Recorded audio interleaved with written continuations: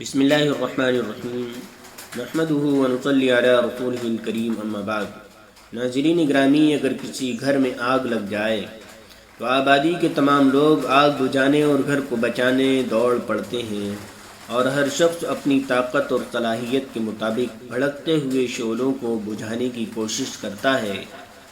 کوئی ایک ساتھ 2 بالٹی اٹھاتا ہے، کوئی ڈول 2 ڈول لے کر پہنچ جاتا ہے، کوئی لوٹا 2 لوٹا ہی پانی ڈال دیتا ہے۔ چھوٹے بڑے، امیر غریب، جوان بوڑھے اور مرد عورت، ہر شخص اپنی طاقت اس بلائے ناگہانی سے بچانے میں صرف کر دیتے ہیں، کیونکہ اگر آگ پھیلی تو صرف اسی گھر کا نقصان نہیں ہوگا جس گھر میں آگ لگی ہو، بلکہ ایک کے بعد دیگرے سارے گھر جلیں گے اور پوری بستی خاکستر ہو کر رہ جائے گی۔ آگ ایسی کور چشم اور عدم ناآشنا ہے کہ اس کی سرشت میں منوتوں کا کوئی امتیاز ہی نہیں۔ نہ امیر کا خیال کرتی ہے، نہ غریب پر رحم کھاتی ہے، نہ طاقت اور حکومت والوں سے ڈرتی ہے، نہ بے قصور رعایا اور کمزوروں پر اسے ترس آتا ہے۔ ایک بلائے بے درماں ہے جو زد میں آتا ہے اسے جلا کر رکھ دیتی ہے۔ اگر دریا پانی سے لبریز ہو اور منڈیر ٹوٹنے کا خطرہ ہو تو سارے لوگ اکٹھا ہو جاتے ہیں اور ہر شخص اپنی طاقت بھر منڈیر کو مضبوط کرنے اور پانی کو تھامنے کی تدبیر کرتا ہے، کیونکہ پانی بھی آگ ہی کی طرح بے رحم اور بے حس واقع ہوا ہے، کسی کو خاطر میں نہیں لاتا۔ خوش رنگ پھلباریاں ہوں، ہرے بھرے کھیت ہوں، پر رونق آبادیاں ہوں، آبادی میں معصوم بچے رہتے ہوں، بے زبان جانور ہوں، بیمار اور بستر مرگ پر پڑے ہوئے لوگ ہوں، اس کی تلاطم خیز موجیں کودتی پھاندتی دوڑتی بھاگتی ہر شے کو غرقاب اور تہ آب کرتی پہنچ جاتی ہیں۔ اس لیے آگ لگ جائے اور سیلاب آ جائے تو ایک دوسرے سے برسرے پیکار دشمن بھی اپنی عداوتوں کو فراموش کر کے اس مصیبت کا سدباب کرنے کے لیے یکجٹ ہو جاتے ہیں۔ یہ آگ اور پانی کی مصیبتیں وہ ہیں جو ہمیں مادی نقصان پہنچاتی ہیں، جن کی وجہ سے ہمارے در و دیوار ویرانوں میں تبدیل ہو جاتے ہیں، لیکن ایک اور آگ ہے جس کا نقصان اس نقصان سے بھی بڑھ کر ہے، اور ایک سیلاب ہے جس کی تباہی اس سیلاب سے کہیں زیادہ ہے۔ وہ ہے برائی اور بے حیائی کی آگ، جو انسانی آبادی میں جنگل کی آگ کی طرح پھیلتی جا رہی ہے، اور وہ ہے منکرات اور فواحش کا سیلاب جس کی زد سے کوئی پکا اور کچا مکان محفوظ نہیں ہے۔ لیکن عجیب بات ہے کہ اس آگ اور سیلاب کو بجھانے اور تھامنے کی ہماری اندر کوئی فکر نہیں۔ یہ آگ گھر گھر کو سلگا رہی ہے، اور یہ سیلاب اخلاق و کردار کی عمارتوں کو زمیں بوس کرتا جا رہا ہے، لیکن نہ اس پر بے چین ہونے والے دن ہیں، نہ اس پر رونے والی آنکھیں ہیں، نہ اس کے لیے جنبش میں آنے والے ہاتھ پاؤں ہیں، نہ سماج کے بزرگوں کو اس کی فکر ہے، نہ نوجوانوں میں اس کے مقابلے کا عزم ہے۔ برائی کی طرف میلان انسانی فطرت میں موجود ہے، اس کا مقابلہ اس کے بغیر نہیں کیا جا سکتا کہ جس قوت سے برائی پھیل رہی ہے اسی قوت سے بلکہ اس سے بڑھ کر برائی کو روکنے کی تدبیریں کی جائیں۔ اسی تدبیر کا نام قرآن مجید کی زبان میں نہیں عن المنکر ہے۔ قرآن کہتا ہے کہ امت محمدیہ کا ایک بنیادی مقصد نہیں عن المنکر ہے، اور اسی فریضے کی وجہ سے اس کو اقوام عالم میں خیر امت یعنی بہترین انسانی گروہ کا لقب دیا گیا۔ مسلمانوں کے بارے میں ارشاد فرمایا گیا کہ وہ ایک دوسرے کے دوست اور دوستی کا حق یوں ادا کرتے ہیں کہ ایک دوسرے کو بھلائی کی دعوت دیتے ہیں، برائی سے روکتے ہیں۔ برائی سے روکنے والوں کو صالحین میں شمار کیا گیا ہے، اور ارشاد ہوا ہے کہ کم سے کم ایک ایسا گروہ ہمیشہ ضرور رہنا چاہیے جو خیر کی طرف دعوت دیتا ہو، بھلائی کا حکم دیتا ہو، برائی سے روکتا ہو، کہ یہی لوگ دراصل کامیاب ہیں۔ قرآن کی اس تعبیر پر بھی غور کیجیے کہ بھلائی کو معروف اور برائی کو منکر سے تعبیر کیا گیا۔ معروف کے اصل معنی ایسی بات کہ جو لوگوں میں مروج ہو اور مشہور ہو اور جس کا چلن قائم ہو گیا ہو، اس کے مقابلے میں منکر کا لفظ ہے، یعنی ایسی بات جو ان پہچانی اور نامانوس ہو، گاہے گاہے پیش آتی ہو، اس میں اس حقیقت کی طرف اشارہ ہے کہ سماج میں نیکیوں کا عام چلن ہونا چاہیے۔ وہ سماج کا مروج اور مشہور عمل ہو، اور برائی کو سماج میں اتنا کم ہونا چاہیے کہ وہ لوگوں کے لیے اچنبھے کا باعث ہو۔ خلاف معمول کبھی یہ بات پیش آ جاتی ہو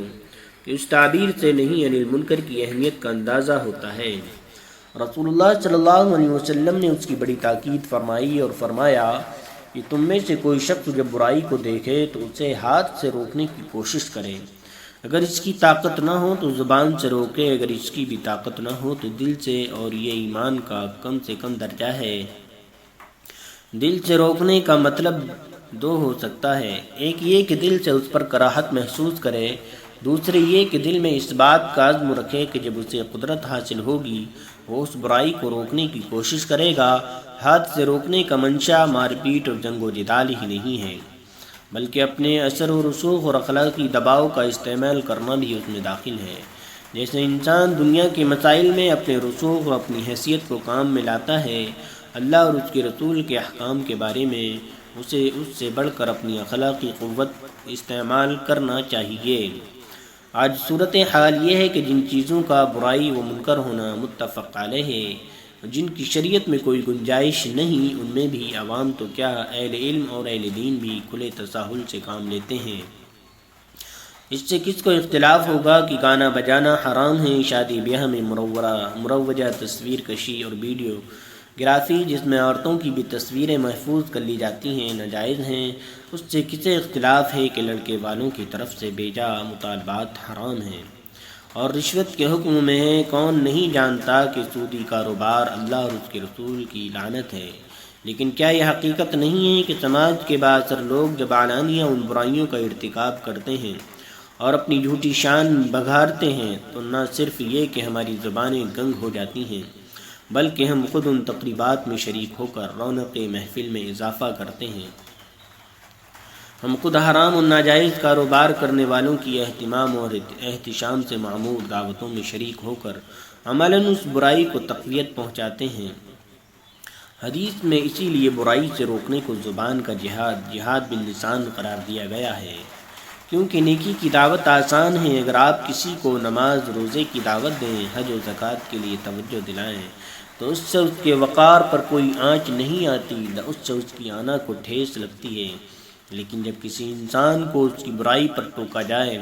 تو اس سے اس کی انا مجروح ہوتی ہے، وہ اسے اپنی توہین سمجھتا ہے اور اپنی کوتاہی کا اعتراف کرنے کے بجائے وہ بیجا رد عمل کا اظہار کرتا ہے۔ اسی لیے حضرت عبداللہ ابن مسعود رضی اللہ عنہ نے فرمایا، یہ بہت بڑا گناہ ہے کسی سے کہا جائے کہ تم اللہ سے ڈرو تو جواب میں کہے تم اپنی فکر کرو، علیک نفسک۔ جو چیز برائی پر ٹوکنے اور اس سے روکنے میں رکاوٹ بنتی ہے وہ بنیادی طور پر دو ہیں، ایک دنیا کی محبت، دوسرے اہل ثروت اور اہل اقتدار کا خوف۔ اسی لیے حضور نے فرمایا، جب تم میں دنیا کی محبت گھر کر لے گی تو تم نہ نیکی کا حکم دو گے، نہ برائی سے روکو گے اور نہ اللہ کے راستے میں جہاد کرو گے۔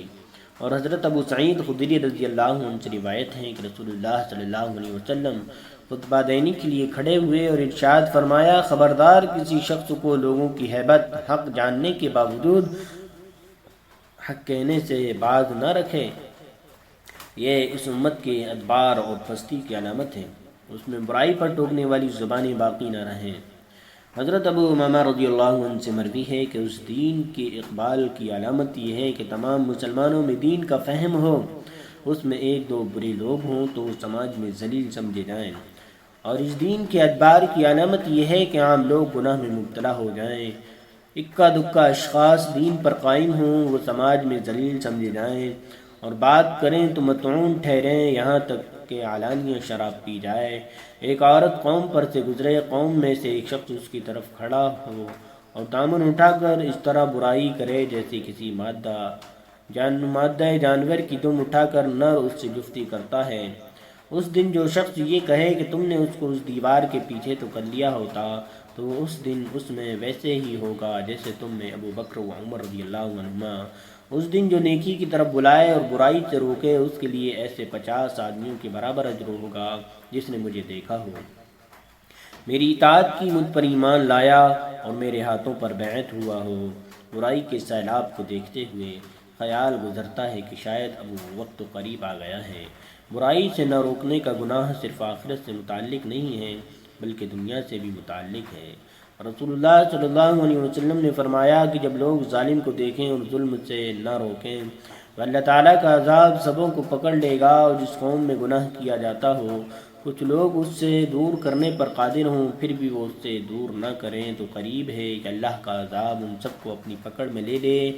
رسول اللہ صلی اللہ علیہ وسلم نے قیامت کے قریب ایک لشکر کی زمین میں دھسائے جانے کا ذکر کیا۔ حضرت ام سلمہ رضی اللہ عنہ نے عرض کیا شاید ان میں ایسے لوگ بھی ہوں جنہیں زبردستی لایا گیا ہو۔ آپ نے فرمایا کہ دنیا کے عذاب میں تو سب شامل ہوں گے، آخرت میں نیتوں کے اعتبار سے معاملہ ہوگا۔ حضرت عبداللہ بن مسعود رضی اللہ عنہ راوی ہیں کہ آپ نے فرمایا بنی اسرائیل میں اس طرح برائی کا آغاز ہوا کہ ایک شخص دوسرے کو اس برائی پر ٹوکتا اور کہتا کہ یہ حلال نہیں، اور